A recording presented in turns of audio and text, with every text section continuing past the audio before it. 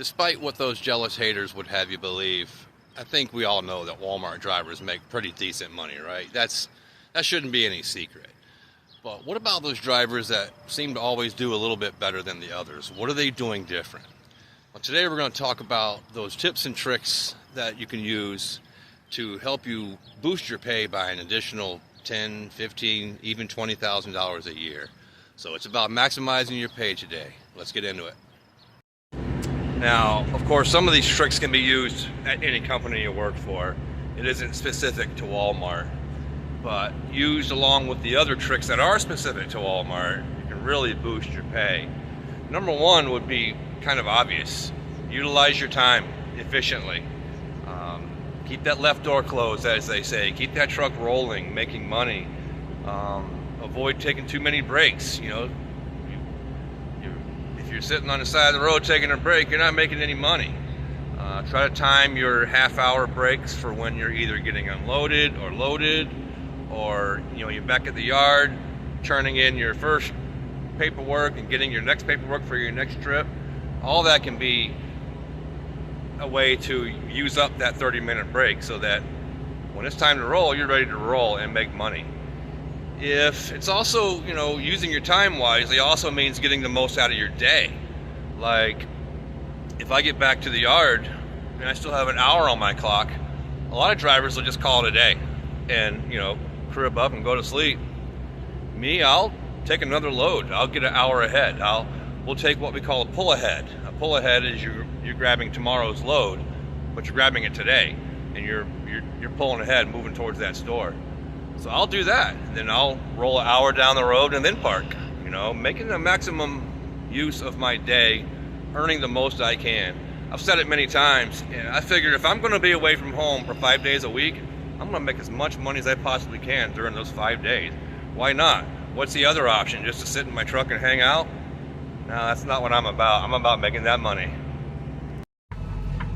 Sometimes, even on those days where you want to get out there and maximize your earning potential, you're stuck with this.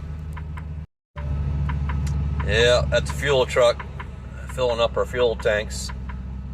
And I need to get to those fuel bays behind them to fill up my reefer.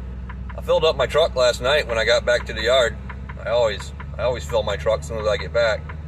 However, I picked up a reefer unit this morning and I need to fill that, so I'm kind of stuck waiting.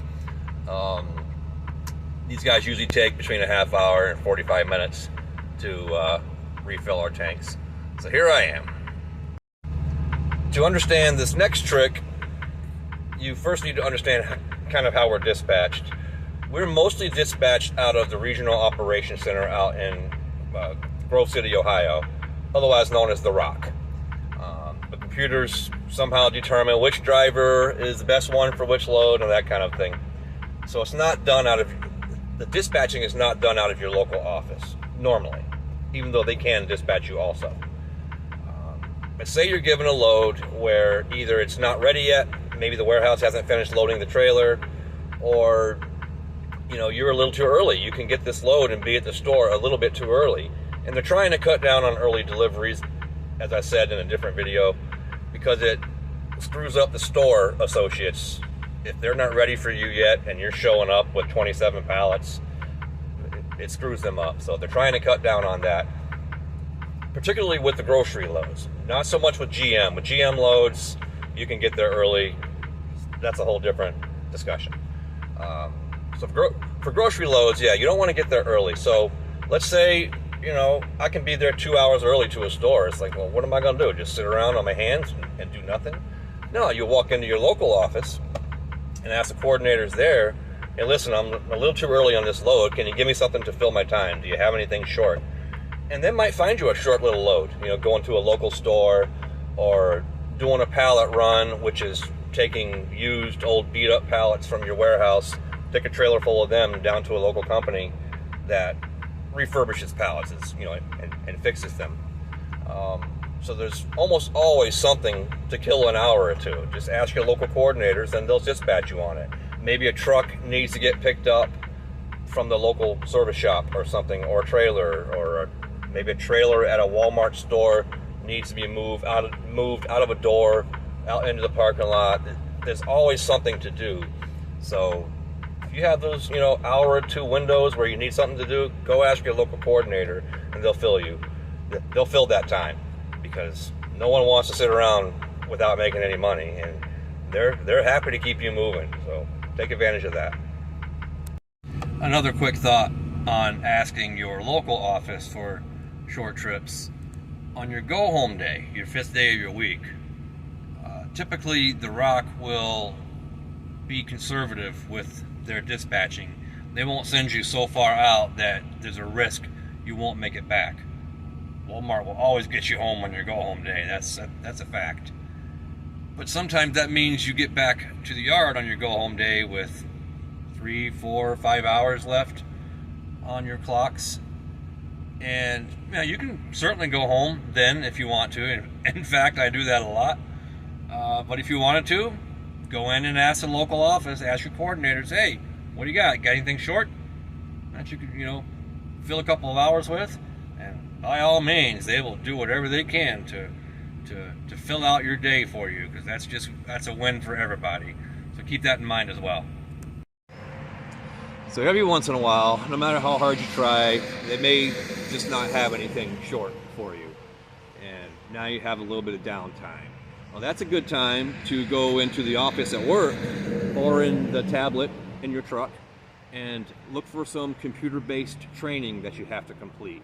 We have periodic training throughout the year that's due at certain times. Just refresher training is all it is, like hazmat refresher, workplace violence, sexual harassment, those kinds of things. And that's a thing that you can do during your downtime. Don't wait until you have to complete it. Do it when you have the chance. And that pays you at 1/10 of your ADP per hour. So if your average daily pay is $450, that's paying you $45 an hour to do this training. So it'd be worth it for you to do that during your downtime, not when it's required and when it's due, because then you're taking away time from driving and earning other money. Do it when you have downtime.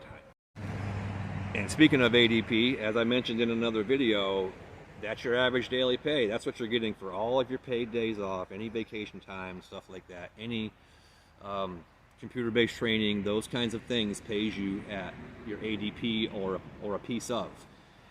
It's worth it for you to keep that ADP up there. That can equate to a lot of money at the end of the year. So don't forget about that. Keep your ADP high. That way you're making the most money you can on your downtime and on your days off. Now, another great way to make some extra money is through work week extensions. Periodically throughout the year, Walmart will offer extension bonuses for working an extra day of your week. That's when, certain busy seasons like the holidays, parts of the summer, Mother's Day, those kinds of things, they tend to have busier than average freight volume. So they'll offer bonuses for you to work an extra day. That bonus can be anywhere from $175 to $275. Right now we're in the middle of a $275 bonus season if we work an extra day. So think of it this way: you're getting the $275 bonus, you're getting the extra $42 layover pay for sleeping in your truck that extra night. So you're starting the day with $317 before you even drove a mile on that 6th day. All you're really required to have is 6 hours available for that 6th day. So if you leave yourself 6 or 7 hours, you get up in the morning on that 6th day and drive a little trip, you're making $317 to start before you even drove a mile. And then you're getting whatever miles and activity you pay on top of that. So you can do that over and over again when they're offering it. And that'll equate to many thousands of dollars at the end of the year if you extend all the time. And to be clear, you don't have to wait until a bonus period to extend your week. You can always ask them, hey, you guys have enough volume this week for me to work an extra day? And if they do, they'll say, sure. That happens a lot. You won't get the bonus when it isn't a bonus period, but you'll still get that extra day's pay if you want it. So the money's there if you want to, take that extra day and do it. It's essentially working overtime. Now, I know you're going to ask, well, don't you already work 55, 60 hours a week? Well, yeah, I do, but some guys want that money, and it's there if you want it. Myself, I don't tend to take these extensions because I value my days off more than I value the extra money, which is also the beauty of Walmart. You know, they pay us enough that allows us to have that option. You know, I don't need to work extra just to get by. Another thing to consider using would be what we call Equalization Pay. So that's if, like, you have a really slow day, say you only do 200 miles today for whatever reason, traffic, breakdown, accident, that kind of thing. Walmart gives us the opportunity to use some of our PTO to cash in for that day. So you can sell some PTO back, bringing your day's pay up to your ADP. So it makes you whole, in other words. And that's a good idea if you have, you know, a lot of that and you don't want it to impact your ADP, because as we said before, ADP is very important. So you can sell back some PTO, make your day not so bad, and it's only a little bit of PTO that you're losing. So there's that. And speaking of PTO and selling it, you can sell PTO back at the end of the year also to make some more money. If you're one of those people that doesn't take a lot of time off, you have extra days off at the end of the year, extra PTO, sell it back to the company. They'll pay you at the rate of your ADP per day. So that's a good way to make money that way. Me, I use all my PTO. I like every bit of it.